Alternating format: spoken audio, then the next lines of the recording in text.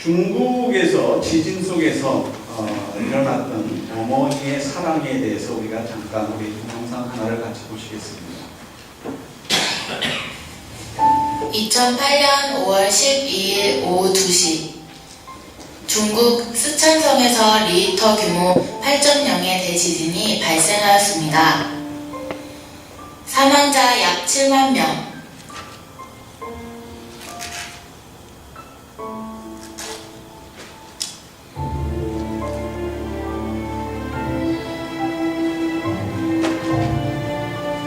중상자 37만 명,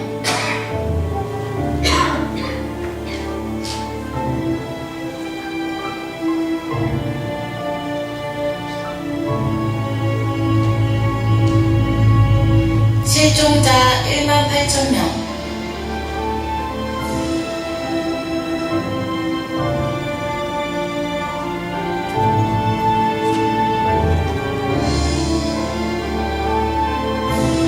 경제적 피해 24조 원에 달하는 대참사였습니다.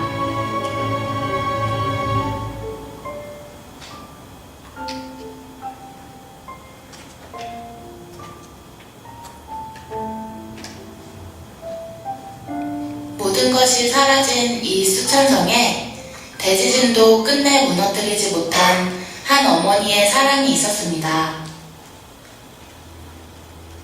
구조대원이 무너진 건물 더미 속에서 한 여인과 아기의 시체를 발견했습니다. 여인은 지진 속에서 젓가락을 채 놓을 새도 없이 자신의 아기를 안은 채 숨졌습니다. 그때였습니다. 구조대원이 죽은 여인을 들어 올리려는 순간 죽어있는 줄로만 알았던 아기가 여인의 품 안에서 울음을 터뜨렸습니다. 아기를 안고 있던 엄마의 품이, 아기를 지키고자 하는 엄마의 의지가 아기를 살린 것입니다. 잠시 후 다른 구조대원이 여인의 핸드폰을 발견했습니다. 아기야, 만일 네가 살아난다면 이 엄마가 너를 정말 사랑한다는 것을 잊지 마렴. 콘크리트 더미 속에서 서서히 죽어가던 여인이 자신의 핸드폰을 통해 아기에게 남긴 마지막 메시지는 보는 이들의 마음을 적셨습니다. 모든 것을 무너뜨린 대지진도 어머니의 사랑을 무너뜨릴 수는 없었습니다. 아기는 엄마의 사랑 덕분에 살아왔고, 살아났고, 또 살아갈 수 있게 되었습니다. 생각해보면 지금의 내가 있을 수 있는 것도 모두 우리 부모님의 사랑 덕분입니다. 한없는 부모님의 사랑 덕분에 나는 언제나 주인공이었습니다. 5월 8일 어버이날. 이 날은 1년에 단 하루 우리 부모님이 주인공이 되시는 날입니다. 이번 어버이날에는 우리가 지금까지 부모님께 받은 사랑을 조금이라도 돌려드리는 건 어떨까요? 어렵다고요? 절대 그렇지 않습니다. 이 말 한마디면 충분히 행복해 하실 테니까요. 엄마, 아빠, 사랑해요.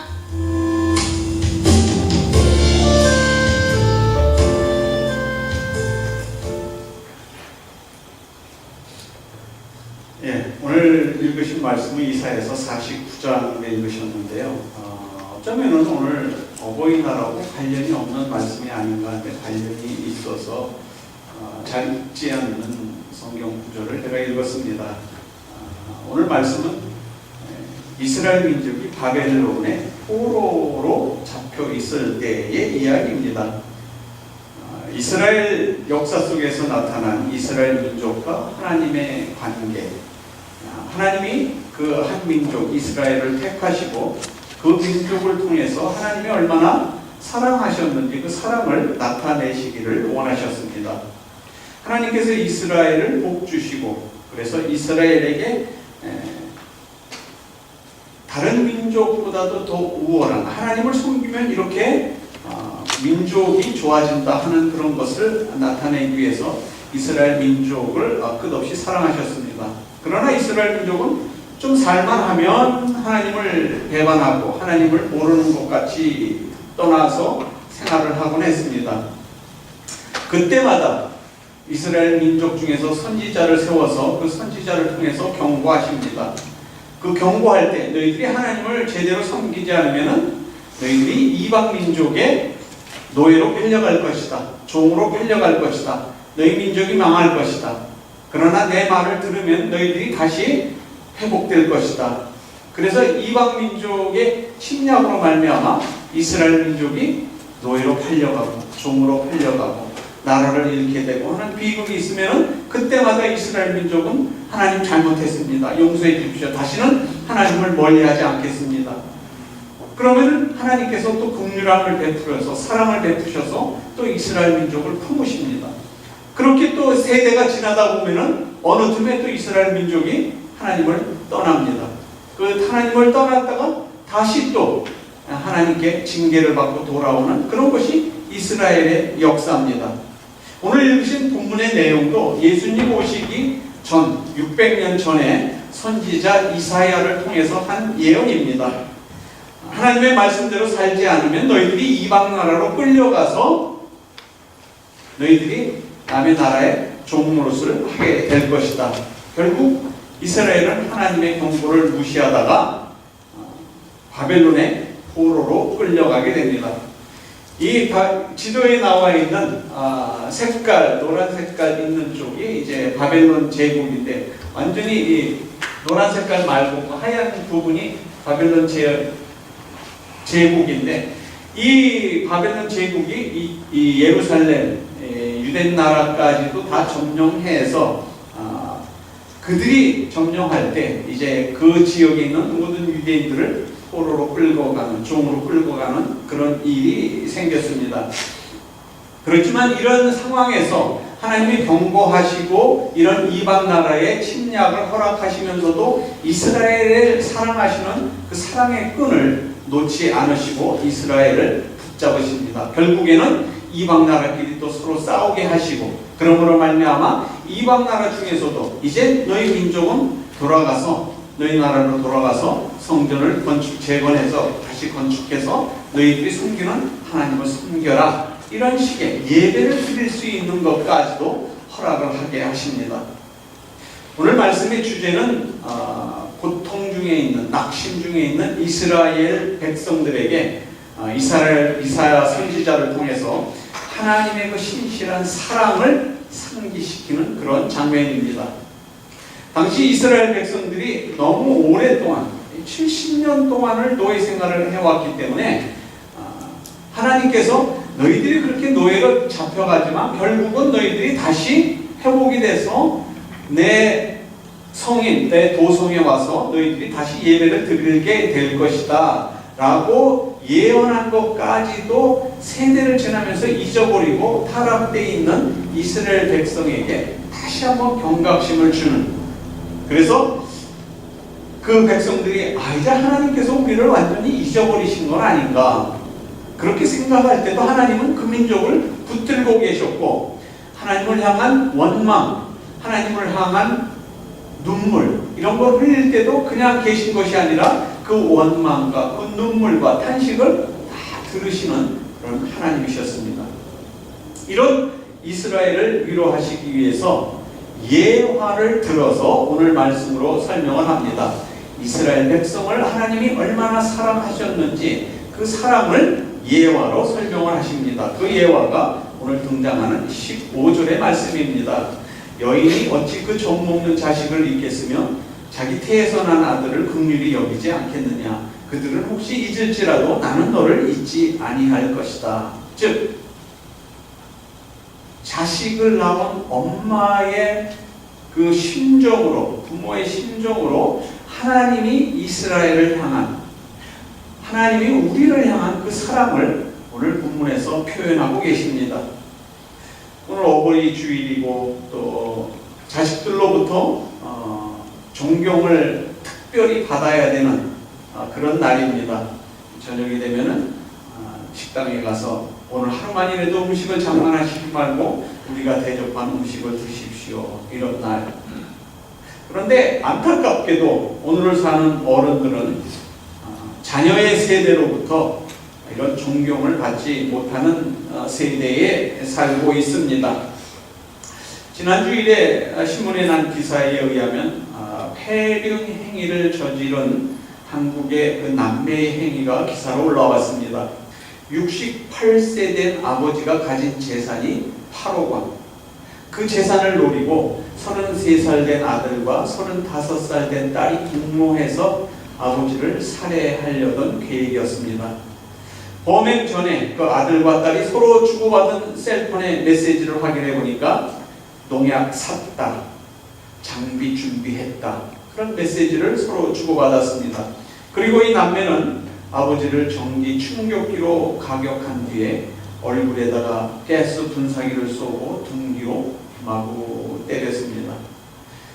어머니의 신고를 받고 출동한 경찰에 의해서 남매는 붙잡히고 아버지는 목숨을 건졌지만 중태에 빠져서 치료를 받고 있습니다.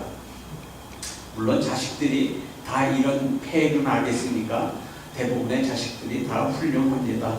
그런데 요즘에 들어와서 이런 기사가 자주 등장을 합니다. 부모의 재산을 뺏기 위해서 부모를 살해하고 또 부모를 업신여기고 부모를 치고 하는 그러한 예가 자주 등장합니다. 며칠 전에 서울대학교에서 학생들을 대상으로 부모 생존 희망 연령을 설문조사를 했습니다. 너희들의 부모가 몇 살까지만 살았으면 좋겠느냐 설문조사를 했더니 결과가 64세까지만 살았으면 좋겠다.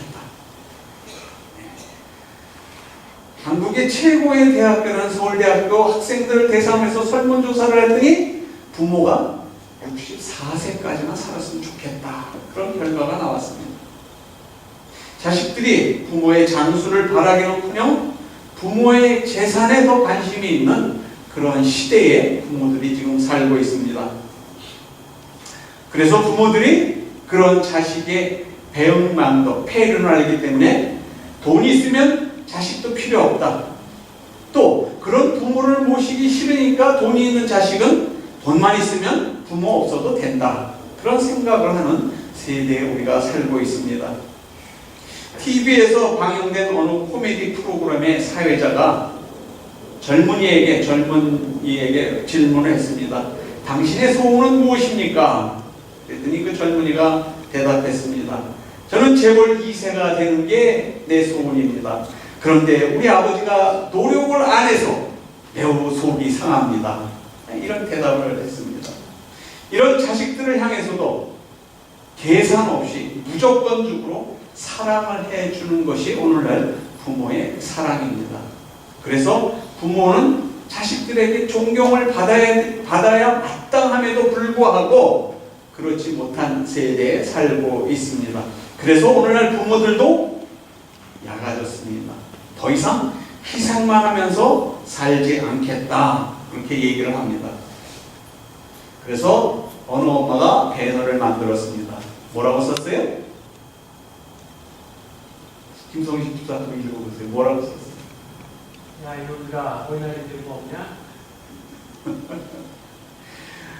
예, 이런 배너도 만들었습니다. 읽으세요. 퉁칠 생각하지 마라. 꽃 한 송이로 퉁칠 생각하지 말랬는데. 그 다음에 또 이런 엄마도 있습니다. 읽어주세요. 너 바쁠 것 같아서 어버이날 선물을 내가 알아서 샀다. 내가 고맙다. 예, 자식이 바쁜 것 같으니까 부모에게 엄마가 받을 선물을 미리 사고 그 자식에게 영수증을 보냈습니다. 이제 당하고만 있지는 않겠다 하는 부모의 심정입니다. 오늘 말씀에서 등장한 예화는 그동안에 그렇게 희생적으로 자식을 사랑했던 그 부모의 사랑처럼 하나님이 이스라엘 백성을, 하나님이 우리를 얼마나 사랑하셨는지 그 사랑을 나타내고 계십니다. 구약 성경에 있는 하나님의 그 대표적인 사랑이 나타나는 곳이 있죠. 그 대표적인 사랑이 구약에서는 뭐라고 했어요? 내 부모를 공경하라.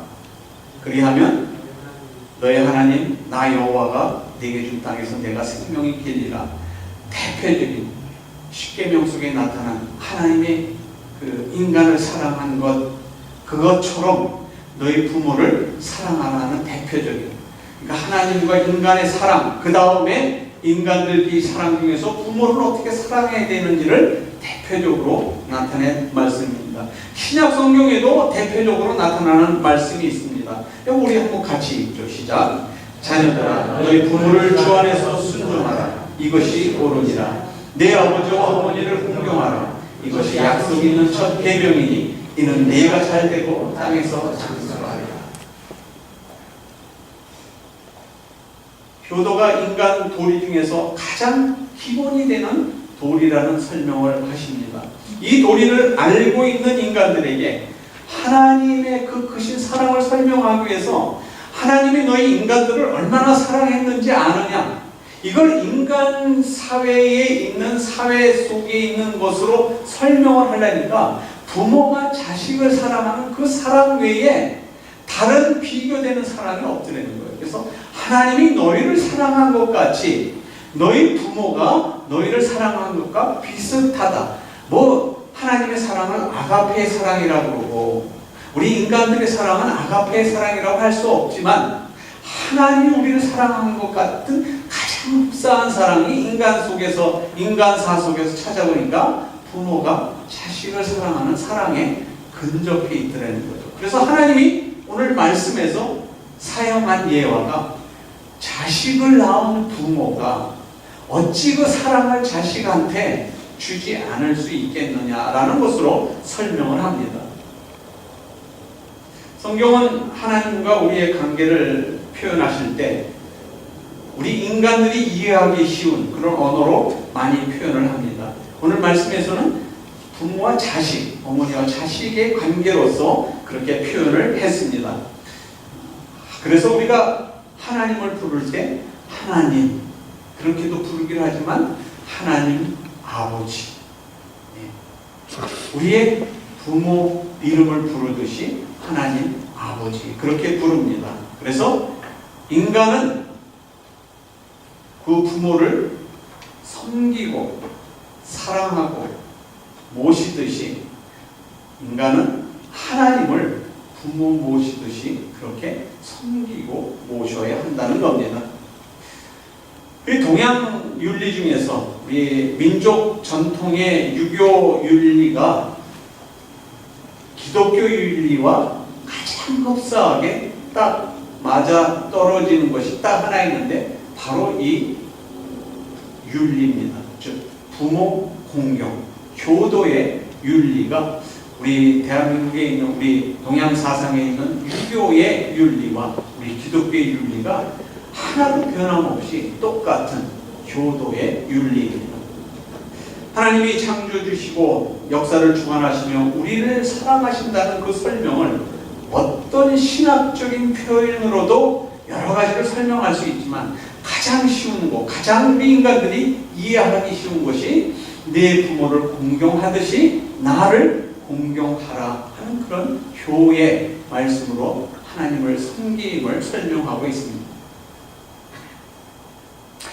하나님의 우리를 향한 또 무한한 사랑의 표현을 하시기 위해서 어머니, 아버지를 등장시키고 부모의 사랑을 등장시킵니다. 그리고 오늘 말씀에서 예를 들어서 설명을 하셨습니다. 하나님이 왜 인간을 구원하시려는 행위에 자기의 아들, 독생자 아들을 이 세상에 보내주시고 그 생명을 끊게 하시면서까지 그 설명을 하시는가? 그 설명을 하시는 이유가 내가 내 독생자, 내 아들까지도 보내주면서 너희들을 내가 그만큼 사랑했다는 사랑의 표현입니다. 인간을 사랑했다는 그 사랑의 표현이 그 사랑을 끊을 수 없다는, 도저히 사랑을 금지할 수 없다는 그 사랑을 표현하기 위해서 예수 그리스도를 우리들에게 보내주시고 그 사랑을 쉽게 표현하기 위해서 부모의 사랑을 같이 표현합니다. 그러면 지금 우리의 상태는 어떻습니까? 우리뿐 아니라 우리 믿는 사람들뿐만 아니라 믿지 않는 사람들의 그 인간들의 그 부모에 대한 사랑은 어떤 모습인가 하는 겁니다. 교도와 신앙 행위는 같이 연결이 되어 있습니다. 성경 여러 곳에서 내가 보이는 내 이웃, 보이는 내 가족, 보이는 내 부모를 공경하지 못하고 섬기지 못하고 사랑하지 못하면서 어떻게 눈에 보이지 않는 하나님을 섬기며 사랑하며 공경한다고 얘기할 수 있겠느냐, 이렇게 항상 비교를 합니다. 그래서 부모의 사랑을 통해서 하나님의 사랑을 배우게 되고, 부모에게 효도함으로 해서 하나님을 공경하는 도리를 배우게 되는 겁니다. 우리가 성숙해졌다 하는 그런 말은 얼마나 부모에 대한 효도와 하나님을 섬길 줄 아느냐 하는 것으로 성숙해졌다 하는 것을 표현할 수 있습니다. 그래서 자녀가 성숙했다 그러면 그 부모에게 어떻게 대하느냐에 따라서, 또 신앙적으로 성숙했다 그러면 하나님의 말씀을 얼마나 더 충실하게 성실하게 귀하게 여기며 따르고 있느냐로 표현할 수가 있습니다. 그래서 그 인간 성숙의 표현을 인간적으로는 부모의 이름을 부를 때, 아버님, 어머님 이 이름을 부를 때 존경하는, 나를 낳아주신 하나님을 섬기듯이 그러한 모습으로 불러야 하며, 우리가 하나님을 아버지라고 부를 때는 내 마음속에 죄악된 것이 없이 거룩한 모습으로 그 하나님을 부르라는 겁니다. 하나님이 우리를 사랑하신 그 사랑에 응답하는 길, 그 길은 바로 예배 속에서 하나님을 만나는 겁니다. 하나님을 향해서 입을 벌려 찬송하고, 입을 벌려서 그 하나님께 우리의 모든 것을 기도로 아뢰고, 그리고 하나님께서 우리에게 주시는 말씀을 듣는 겁니다. 이 시간이 바로 예배의 시간. 그래서 예배가 그렇게 중요하다는 겁니다. 그래서 오늘 하루를 구별해서 예배 드리는 날로 정해놓고 하나님의 말씀을 듣는 날이기도 합니다. 이와 같이 우리가 하나님을 찬양하며 예배 드릴 수 있는 것이야말로 하나님이 우리에게 주신 믿는 자로서의 최고의 축복이 되는 겁니다. 아무쪼록 앞으로의 남은 삶이 하나님이 나를 사랑하셨던 것처럼, 부모님이 나를 사랑하셨던 것처럼 하나님을 사랑하며 온 가족이 화목하며 부모의 사랑을 기억하시며 나머지 여생을 행복한 여생으로 살게 되시기를 주 예수 그리스도의 이름으로 축원드립니다.